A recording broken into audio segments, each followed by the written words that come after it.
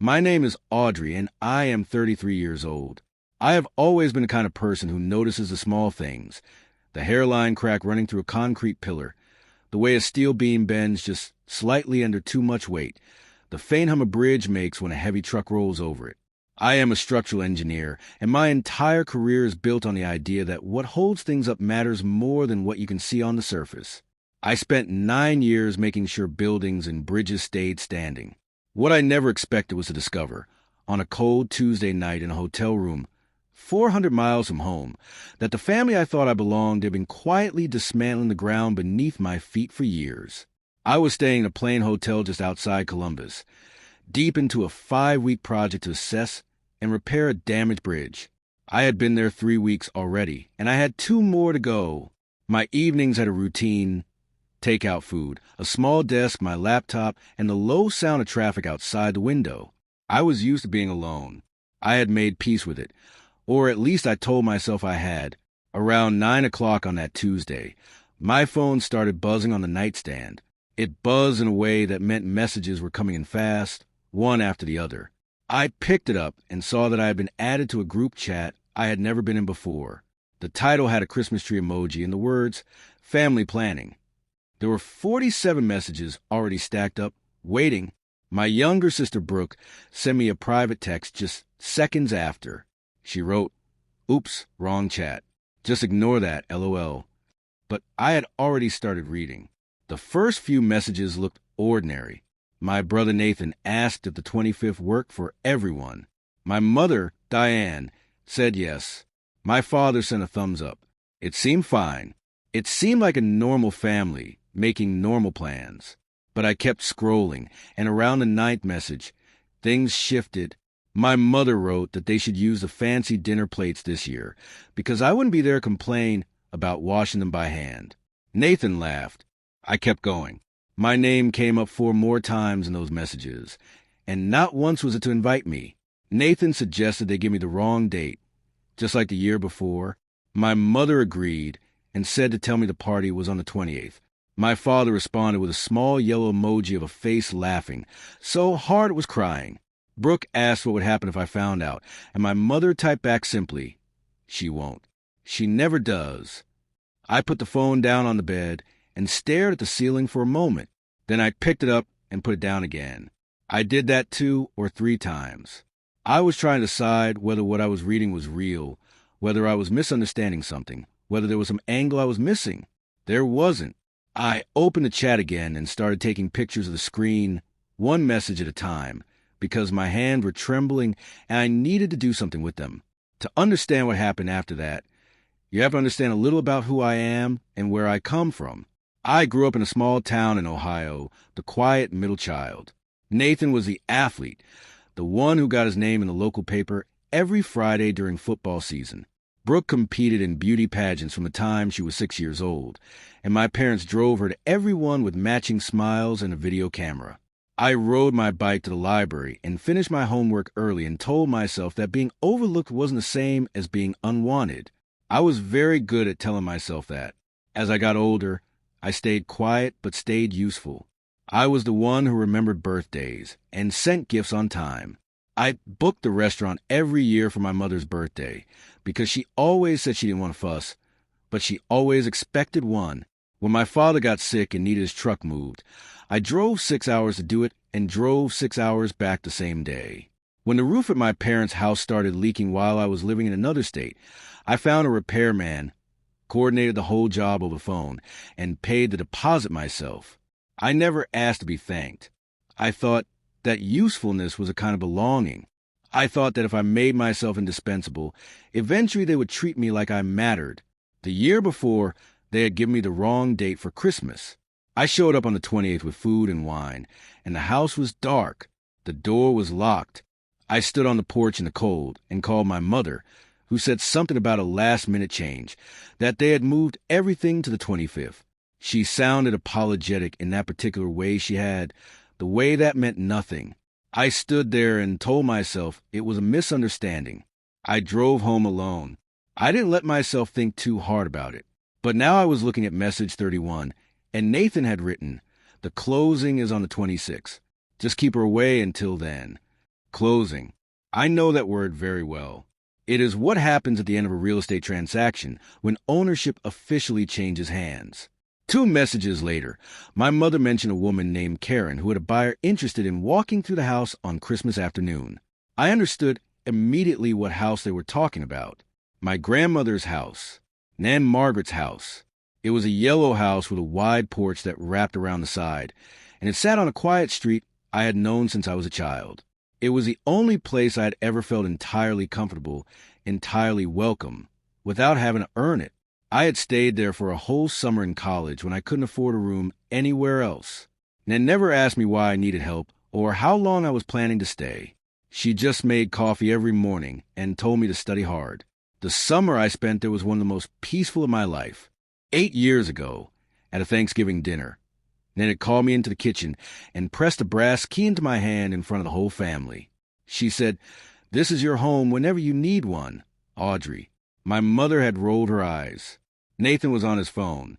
No one thought it was a significant moment. But Nan was not being sentimental. She was being deliberate. I didn't fully understand that until I was sitting in a hotel room in the middle of the night, holding that same key, staring at my laptop screen. I found the county records office online and searched the address of the yellow house. I scrolled through the old documents, the original deed from when my grandparents bought it, property tax records, transfer histories, and then I found it. A quick claim deed, filed 8 years ago, right around the time Nan gave me that key. The document stated clearly that Nan Margaret had transferred the property to 2 people. My mother, Diane, and me, Audrey. We were listed as tenants in common. That meant we each owned half. Not a gift, not a gesture, not a symbol. A legal fact, filed with the county, that had been sitting there for 8 years while I drove 6 hours to move trucks and paid for leaking roofs and stood alone on a dark porch on Christmas evening.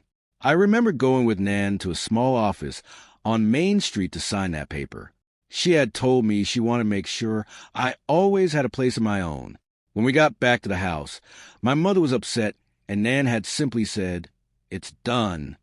I had not understood the weight of what she meant. I understood it now, alone at 2 in the morning, looking at the ceiling of a hotel room in Columbus. You cannot legally sell a property if one of the co-owners hasn't agreed to the sale. That is not a technicality or a gray area. It is the law. My name was on that deed, and I had never signed anything to give up my half. The sale scheduled for December 26th could not legally proceed without me. They had been planning it for months, keeping me distracted with wrong dates and false invitations, and they had never once checked whether what they were doing was actually possible. In the days that followed, my mother called and told me sweetly to come by on the 28th for leftovers. She lied with complete ease, the way she had apparently been doing for years. Brooke called and, in her nervous, chattering way, let slip that Nathan's car shop was failing badly and that he owed the bank a serious amount of money. My mother had taken out a loan to help him and was now in financial trouble herself. The sale of Nan's house was not about anything complicated. They needed the money, and they needed it before I could get in the way. I spent several evenings reading through property law and looking at the online listing that a woman named Karen had posted for the house. It was listed at $265,000. The photos showed new furniture and freshly painted walls. They had changed almost everything inside. They were trying to make it look like it had never belonged to anyone before, like Nan had never lived there, like any of us had ever stood in that kitchen and felt at home. On December 19th, my mother emailed me a document she called estate cleanup paperwork.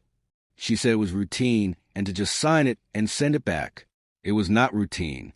It was a deed transfer that would have moved my entire half of the property to her, with no compensation to me at all. They thought I wouldn't read it carefully. They had spent years conditioning me to trust them, to be grateful for being included, to not ask too many questions. They thought the quiet middle child who always did what she was told would keep on doing it. I didn't sign it. I didn't reply to the email.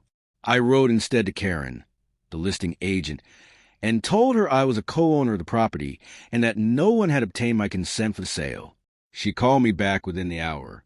Once she verified my name on the county records, she knew the transaction was in serious trouble. On Christmas morning, I was in my own apartment, drinking tea, watching the group chat on my phone. Nathan sent a picture of the house looking polished and ready. My mother reminded everyone to keep me away because I still believed the party was on the 28th. At 9:48 in the morning, I typed one line into that group chat and hit send. Merry Christmas. Your house agent will explain the rest. The chat went completely silent, and then my phone began to ring. Nathan called 14 times. Brooke called 9 times. My mother called 22 times. My father sent a single text that said, "Call your mother." In 1 hour, there were 89 missed calls. My mother left a voicemail in which she was crying and said I was destroying the family.